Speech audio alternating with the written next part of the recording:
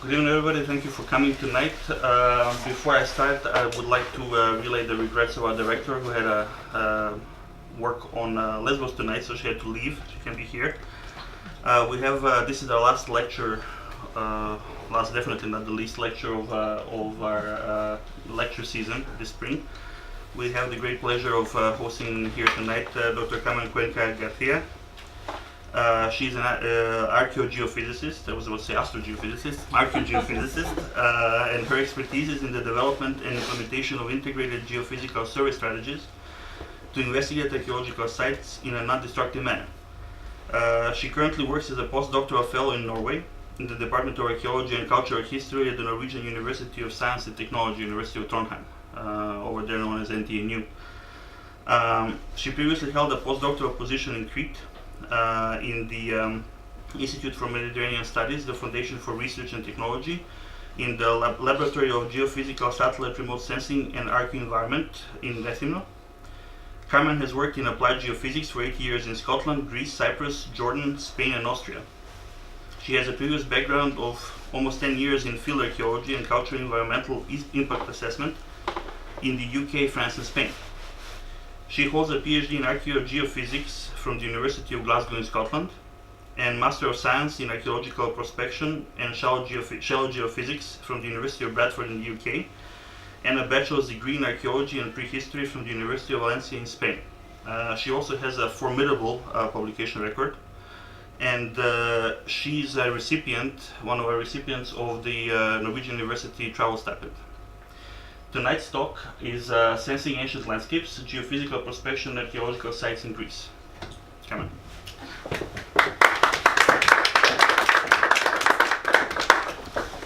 Thank you, Sariko. Hello to everyone, and thank you very much for attending this talk.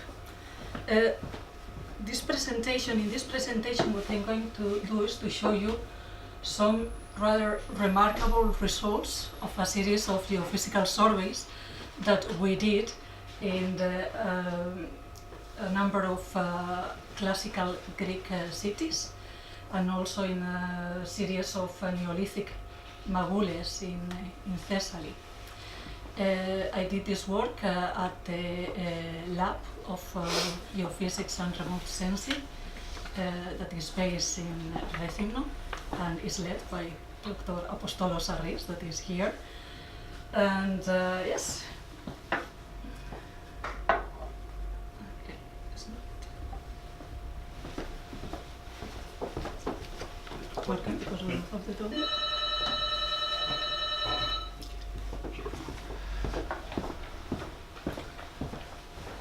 So I was not expecting such a good introduction by Sarko, so just please bear with me, and I'm going to give you a little bit about my background. I studied archaeology in Valencia, in Spain.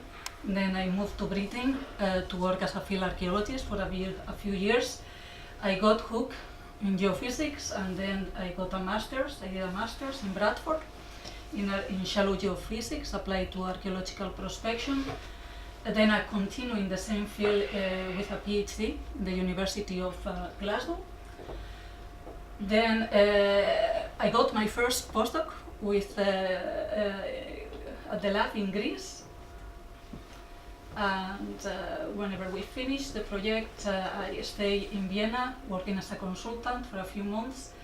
And then I moved to Trondheim, to Norway, to work at the NTNU in a rather emerging remote sensing group. So we are here at the Department of Archaeology and Cultural History is our base camp. We have capacity to do archaeogeophysics from the air. We have experts in LiDAR and in photogrammetry, also in ground geophysics. And also we have marine archaeologists and marine geophysicists. I will give you, first of all, a little bit of background about archaeogeophysics. What we do is just to apply a series of geophysical techniques that what they do is just to map variations in different physical properties of the Earth, that these variations might be the proxy of varied archaeological features. The good thing about these geophysical techniques is that they are non-destructive and they are minimally invasive, and also a very fast and high-resolution way to prospect archaeological areas. The acronyms, they stand for ground-penetrating radar, electromagnetic induction, time domain electromagnetic induction, magnetometry, microgravity, gravity, and air resistance or resistivity. So in archaeology, we use geophysical techniques to discover new sites, to prospect and characterize existing sites, to record archaeological areas, and also to help archaeologists to focus excavation trenches.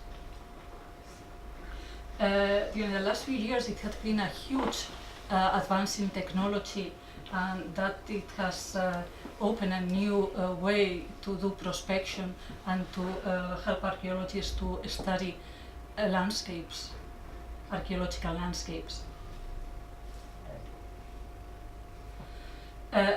What I'm going to show you here is not my own work, it's my postdoc work at the lab.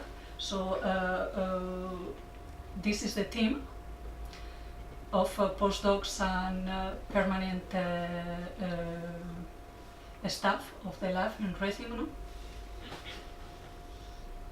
And this is, I don't know what's happening here, this is the methodology that we apply. At each site, we start having a look at the satellite data. Then we conduct low altitude studies, photogrammetric studies using drones. We also use that to construct digital elevation maps. And then, once we have all this data, we conduct the geophysical surveys.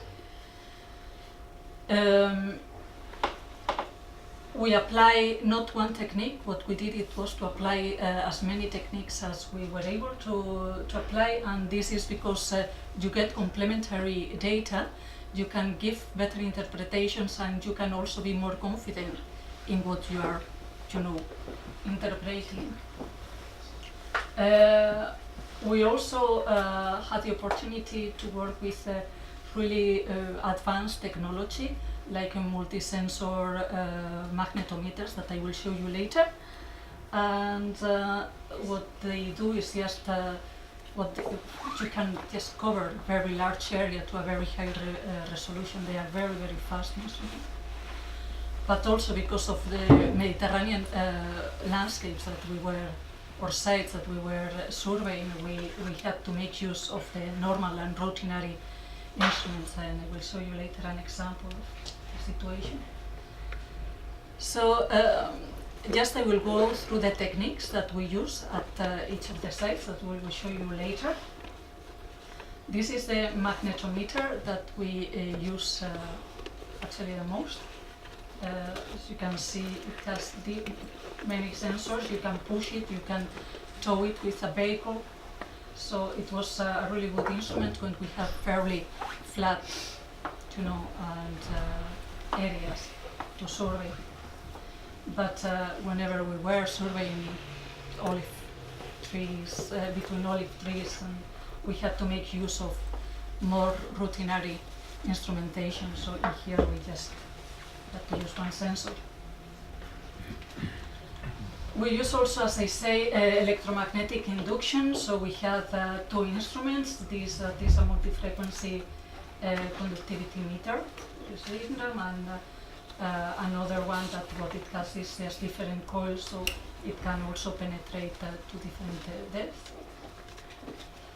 And also we use several GPR ground-penetrating systems, like this Pulse Echo noggin system, that is just a single channel instrument with, but also we had a multi-channel array. This is the Malamira. Yeah. So this is very good whenever you can tow it, but whenever we were not able to use the vehicle and we had to push it because the site was plowed or because the landowner was not very happy to have a car inside or whatever. It was actually very, very hard to work with it. Finally, the resistivity meter for air-resistant surveys. Okay. So now what I will go is just to start with the case studies. I will start first with the examples of the cities that we characterize, and then I will go to the modulas. So the first city is the city of Mantinea. I think you might know about this rather nice site. This is a general view, and this is just some archaeological background that you can read. But, I'm sure that you may be familiar with it. So this is a walled city. They are areas that the wall is still preserved, and it's actually a fairly large classical city. So what we did, it was just to make use of the satellite data to start getting an idea of the street layout of the site. So the black lines are, the disposition of the streets that we managed to see in the satellite data. And what you have in red are the, possible streets that we were not completely sure. So what we did next was to, this is the general layout of the different geophysical grids.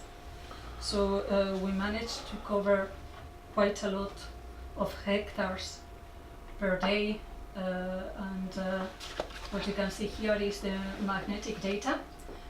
As you can see, there are some hints of where the streets are, but it's not that clear. If we zoom into, you can even see some of the structures as well. But the technique that really gave better detail and resolution in terms of mapping the structures was the GPR. So this is a succession of time slices that are like plan views, going from of what is buried. So you will see the time slices going down, and you will see that at a certain depth the archaeology start to pop up. So this is going down, and you can see here all the archaeological structures.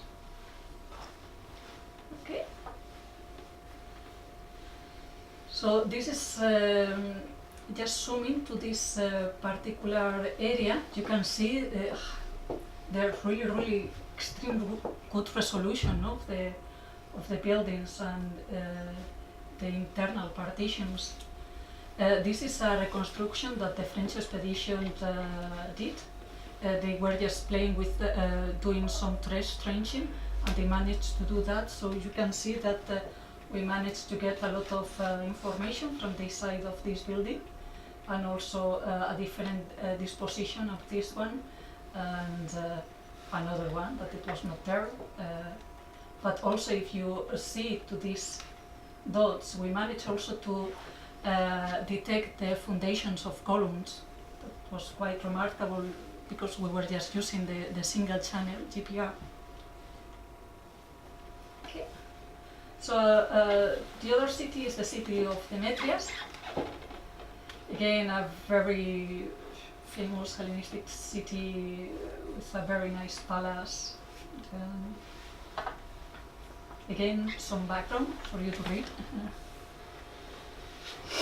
So here what you have is just hypothesis of the city plan that it was done looking at the satellite data, but also taking into account the trash trenching that previous archaeological expeditions did. So I'm going to show you some data from here. and from here. So to the south of the palace, what you can see is that the magnetic data, yes, it gives a hint of the street layout, but again, it's the GPR, that one that is showing more detailed information.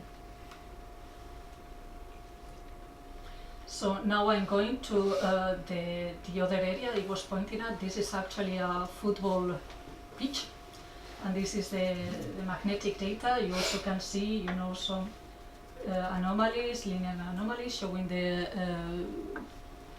the streets.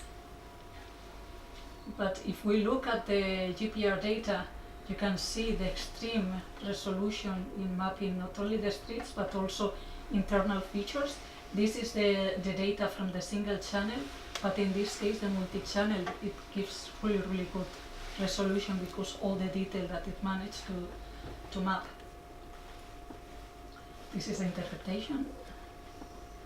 And then if we go to this area, that it was another football pitch, we also we found this structure that ended in a semicircular end. This was the interpretation of it was like a small theater and or a possible Roman Odeon. What we have here is that this discovery, it was just picked up by the magnetics and the magnetic susceptibility of the electromagnetic data, but not with the GPR. And we think that the cause is we were too close to the sea, and the salinity and high conductivity didn't allow the energy of the GPR just penetrate enough to pick up this. So now I'm leaving the mapping of cities, and I'm going to the Neolithic Modulus. These are some of the, I think all of the Modulus that we surveyed. A Modula is this. It's like an accumulation, a succession of anthropogenic deposits that generally they have a Neolithic origin.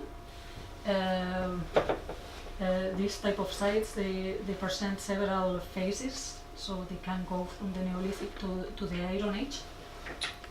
And also these sites, these mounds, tell sites, Modulus, however you want to call it, they present different degrees of truncation. There are some that are very obvious, there are others that are not that obvious, and there are others that are very subtle. And there are others like that they are completely not obvious in the landscape. This is just a little bit of background to highlight the importance of Thessaly in Neolithic Europe, because archaeologists, they believe that it was the area in which Neolithic culture penetrated and expanded in Europe. And there are several Modulus that they had been excavated in extension, like Sesclu Dimini, but there are many accumulated in Thessaly area. So I will start with Almiriotiki. As you can see, this is a view of the site. There is not an obvious mound that we might relate with the Modula. It's just a little subtle elevation in the landscape. In the satellite data also there is nothing, just this white stuff, but we have this kind of signatures everywhere, so we couldn't see anything in the satellite data. And these are the results. The results in Almiriotiki, they were spectacular, and actually this was the first Modula that we surveyed, and I still remember being at the tavern, opening the data and see all these anomalies, all these structures. It was actually amazing. What you can see here is a cluster of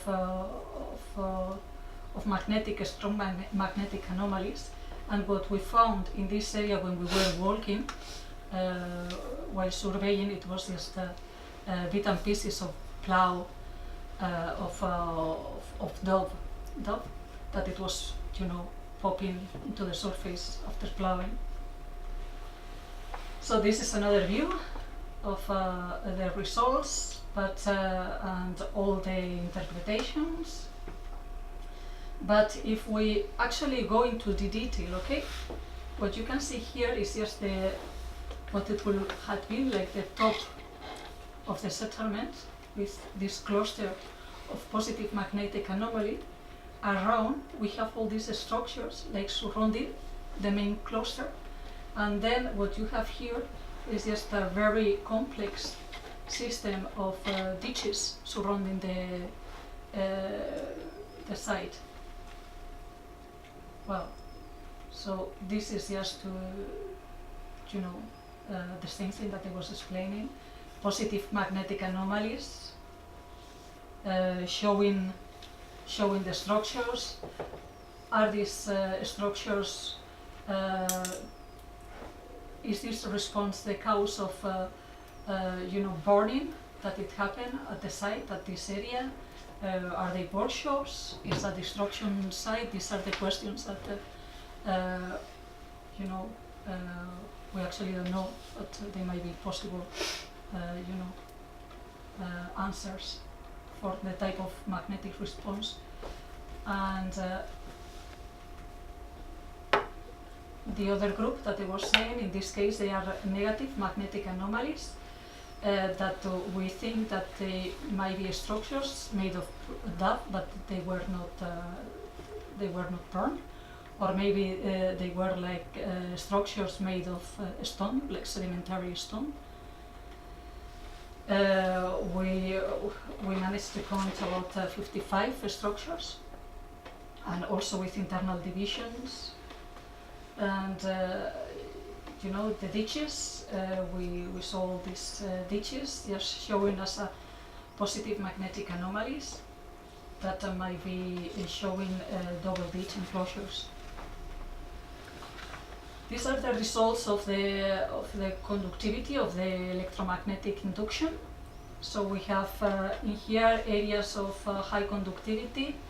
In this area we were thinking that maybe they were showing like a flooding event. And magnetic susceptibility, that is the other type of signature that instrument measured. It was giving a really good correlation with the magnetometer data. And now going to the GPR data, we had to use in here the single channel instrument. So if we go to this, if we focus into this area, you can see the details in some areas of the structures. And we also, this structure, it was of particular interest for us. In the magnetic data, it shows us a negative magnetic anomaly, as I say, perhaps showing a stone foundation or a non-burned structure. And in here we have the same structure resolved by the GPR, but also giving a really good detail of the internal partitions of the building. Another baula, Perdica, in this case a different distribution of the strong magnetic anomalies showing structures. In this case it follows a more rectangular disposition. In here was where the river was, and in here we have also an area just showing an area of blank. The results of the magnetic susceptibility of the electromagnetic induction, that it gives help to validate the magnetic data set. And the third site is Perdicadillo. This site was very different to the other two.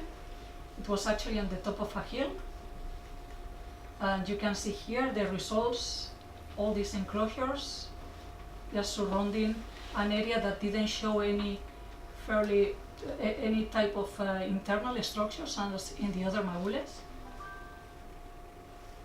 The electromagnetic data.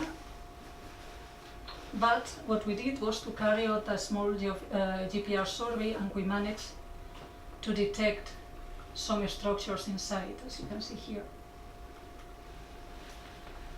This is Rhizomiros magula, as you can see, is very similar to Almyriotici, concentric ditches, enclosures.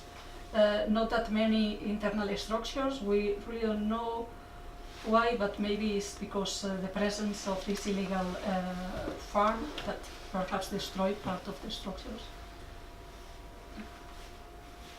What we did here also was just to, not only in this magula, in other magulas as well, to pick up some soil samples to characterize the interior of the ditches. And this is the work that we are working right now. So we conduct a phosphate analysis, multi-element analysis, soil magnetic susceptibility.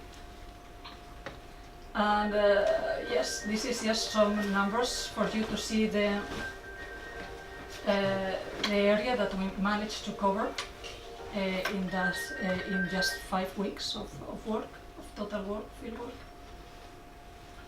So just to conclude, you can see that geophysical survey can help to the discovery, study and recording of prehistoric sites, as in the case of the magulas, but also to know a little bit about the urbanization of classical cities.